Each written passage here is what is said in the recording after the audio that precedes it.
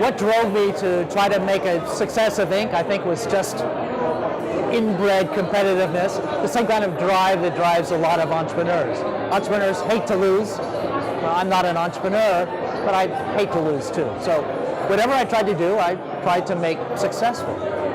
At Inc., there's an extra advantage too, an extra impetus. And that's the fact that when you're helping entrepreneurs, you're helping people realize a dream. You're helping people whose job it is, whose own goal is to make the world a better place. And so it makes it easy. It makes it easy to get up in the morning and go do your job when you know you're helping people like that. So can we say it's somehow a personal mission? Yes, you could say it's a personal mission, for sure. I have to say that at Inc., I feel more motivated than I felt at any publication where I've ever worked. I've never felt more connected with the readers of Inc. than I have felt more connected with the readers of Inc.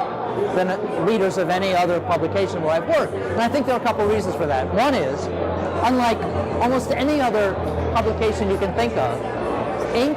is written about the people it's written for. So the people who are reading it are also the people who are the subjects of it. Think about Fortune magazine or another big American business magazine written for middle managers about corporate titans.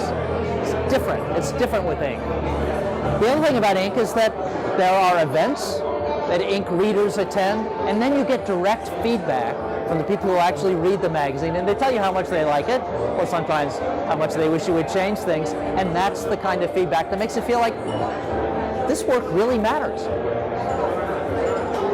You said you're not an entrepreneur, but you definitely have the soul. So what kind of manager, let's say, you are? Are you a leader? Are you a visionary? Are you a dreamer? I am a leader. I have a staff of 112 people, and it makes me feel good to see them work together, to see the magazine prosper, and to see them work well and be happy together. That, I guess, qualifies me as a leader. What would you recommend to the Bulgarian entrepreneurs? I feel, from talking to Bulgarian entrepreneurs on this trip, a real sense of pride in how far they've come and what their nation stands for. And I think that on the world stage, Bulgarian entrepreneurs in IT have a real advantage. Bulgarian IT has a very strong international brand name, and they can compete with anyone in the world. But of course, IT isn't the only place in which Bulgaria needs entrepreneurs, or in which Bulgarians might have a dream of starting a company. And there my advice would be the same as my advice would be to any entrepreneur anywhere in the world, which is find a problem that needs to be solved.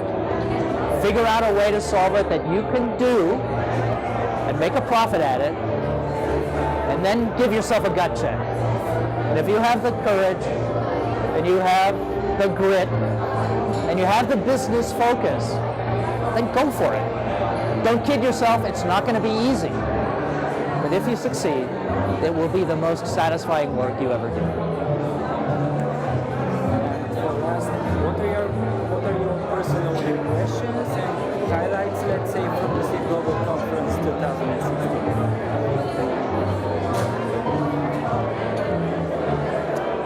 My global impressions of the Seed Conference are incredibly favorable. There are a number of powerful emotions I'm having.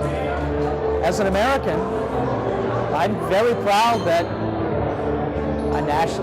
a fellow American like Peter or USAID is involved in helping Seed succeed and do the great work it's doing. As a believer in entrepreneurship, I'm glad to see the work that Seed is doing to promote this path that I think is so important for the development of a national economy, as well as for the personal satisfaction of the people who follow that path.